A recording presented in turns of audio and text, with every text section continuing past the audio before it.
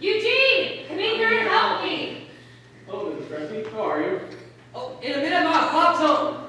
Allow me to introduce my father, a real hard worker born at the age of 42. Hey, Bob, how you doing? How am I doing? Yeah, let me carry those for you, Bob. They're too heavy. You're gonna hurt yourself. No, God, it just gotta get a good pull. Just gotta get a good grip. Let me sit for a few minutes. Oh, you okay, Bob? Just tired, that's all. Give me a glass of water. All right, I'll be back in for the other one, okay? Oh, God. I don't know how he does this. King Kong couldn't lift these. You know what's in there? Noisemakers and party favors. Bob sells them to nightclubs and hotels after he's done with his day job, which is cutting materials for ladies' raincoats. Did you do your homework today? Not all of it. Mom sent me to the store 15 times. Amy's and Andy's on tonight. Do your homework first. Then you can worry about Amos and Andy. Here's your medicine, Mom. Or you go get her some more. I'll get it, Nora. You don't mind? No, not at all. 2.5 seconds is all I ask. So, when are you going to speak to Uncle Jack? When I speak to him, that's when I'll speak to him. Tonight? I have to know tonight. He'll sleep. He's not too tired of talking. Jack's home. We'll be eating in 10 minutes. You're with Stanley. Lori, how's your mother? Much better. He was listening some. What's wrong? You didn't still open your chest? I wasn't holding my chest. Never let that box back and forth. New York free band. Never heard enough, Jack. You want it? Here, take it. I don't need it anymore.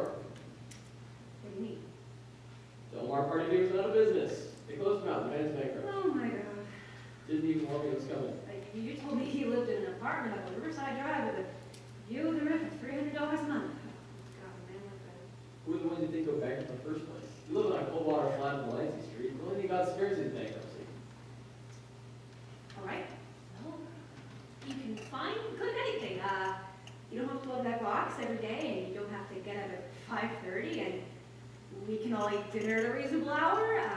And you still have that job with Jacobson's, so you won't starve. I can't make it keep working Jacobson's. Probably 7 people to feed. I can't get the money that extra $25 a week.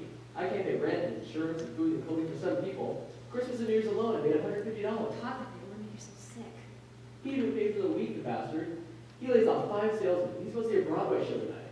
I took every hat and wishmaker I could find and put it in that box and got out of there. At his funeral, I'm going to put on a pointy hat and a blower, the bastard. Don't talk. I got something a little committed. We'll go to temple this weekend. You'll pray all Saturday. There are men in that temple who prayed for 40 years. Do you know how many prayers have been answered before Elijah comes His up? word will come up. That's time for everybody. Here's your water, Aunt Blanche. Thank you, Dad. Hey, Lori, you want to walk to the beach tonight? I have homework. What do you all want me for? Well, I don't know. I just thought you and me and Double would take a walk. I think Nora has a date with Larry Clerman. What? Larry Clerman? She likes Larry Clerman? I don't know. Ask yourself. Larry Clerman's my father's age. He's 20. Same thing. You think he's good looking? I don't think anybody's good looking. Larry Clerman. He's made of gin. His tie comes up to his teeth. Eugene, where's your father's water? Hey, I'm coming, I'm coming. I got Larry Clerman to contend with.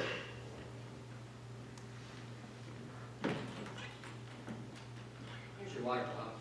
You're too fast. Hey, Pop, you think you can take a look at my sneakers? Let's go look at your sneakers. Well, the sole's coming off. It's hanging off by a tiny piece of rubber. I might use these on month. Last year, Pop. Can't even wear them for more than 2 hours, or else my feet won't grow.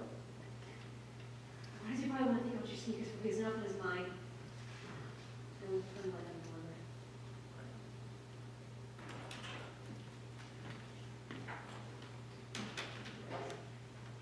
You'll go inside. You'll have a nice dinner. Relax. And everything's gonna settle down.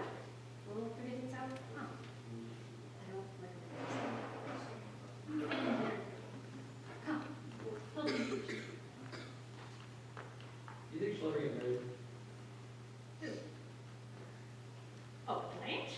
She's not that attractive. I see men with her at the beach all the time. What does she want to waste her life in this house for? She's raising 2 children. Why doesn't she go out more? If she wants to meet people, and know plenty of single men. Blanche is She's been married once before, hasn't she? Those are the type to get married. Dave was different. She isn't interested in other men. What about that Murphy fellow across the street? He's plenty interested, believe me. That drunk. He can't even make his way into the house. And I saw him laying in the doorway once. In the rain. He was up when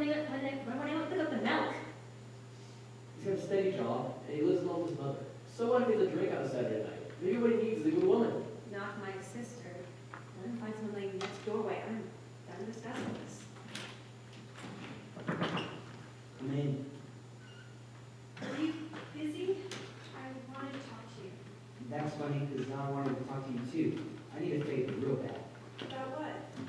When Paul comes home at night, he never really pays too much attention to me or you. But he's always interested in what you have to say. Really? I hope so. Sure, you never know. Not really. Anyway, what's the favor?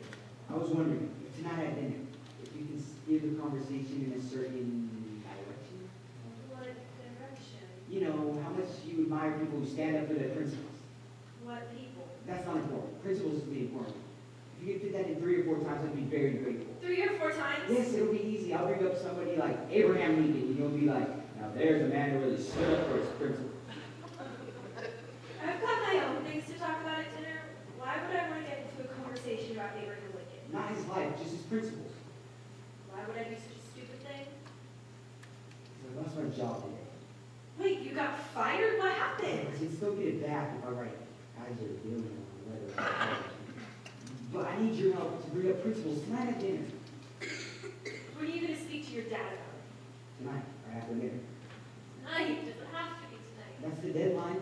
I have to let him know by tomorrow morning. My dad, he wakes up at 5:30. My mom has to lay his shoes out on his bed. He can't make decisions in the morning. I don't know what you have to complain about, Stanley. At least your father's alive and around the house to make decisions. You don't know when you're well off. Sometimes you make me sick.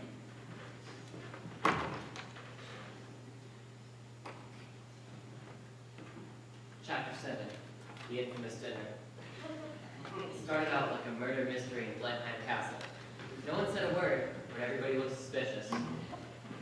So quiet you could hear Laurie's soup going down her esophagus. Everybody had one eye on their plate and one eye on top. Except for me. I sat opposite of Nora. I kept dropping my napkin so I could bend down and get a good look at those virginal, creamy white legs of hers.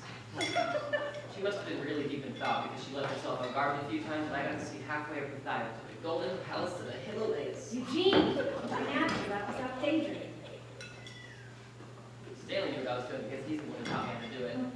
He was so proud of his own power, just like everybody else. Attention in the air was so thick, you could cut it with a knife. It's more than I could say about my liver. Ketchup?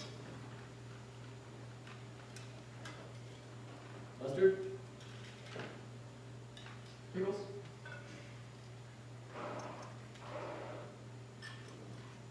I'm done. I'll help with dessert. Not say thank you, liver. What? Do you see liver on my plate? Hid it under the mashed potatoes. Maybe try some. Look how Lori ate hers. I had a major problem. If I had one more bite of this liver, I was going to throw up all over the table. And that would have been a sight that Nora would have remembered forever. I had to make a diversion. Fast. So Stanley, how are things at Stroheim? I felt bad about it, but that was the only way to get the attention shifted away from my liver. How long have you been working there now? Where? At Stroheim's. A year and a half before I graduated and a year after that. So what's that? 2.5 years, counting part-time. And he likes you? Who? Mr. Stroheim. Yeah, I'd like to think he likes me. Coming on time? Yeah. Do your work? Yeah. You get along with employees? Yeah. So what reason does he have not to like you? How much are you making now? $17 a week. It's time you moved up. Tomorrow you go in and ask him for a raise. A raise? If you don't speak up, people take advantage of you. Tomorrow you go to his office.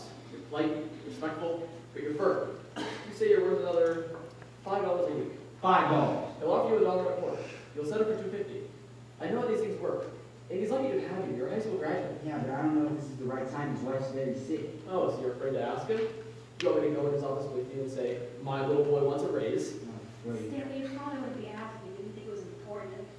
Believe me, most of the time we're Mom, there's a bone in my liver! There are no bones in the liver. That's what you think!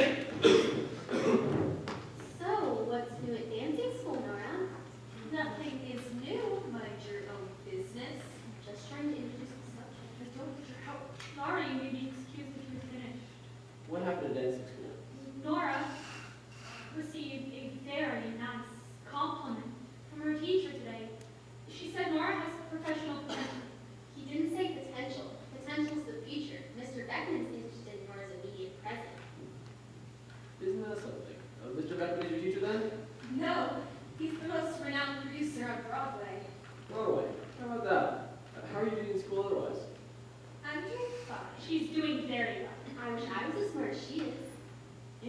isn't that the same Mr. Beckman who's producing the Broadway extravaganza, Abracadabra?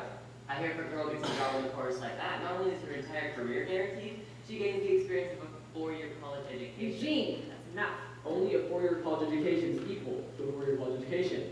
I don't think Abraham Lincoln went to college. And how are you doing today? Are you feeling all right?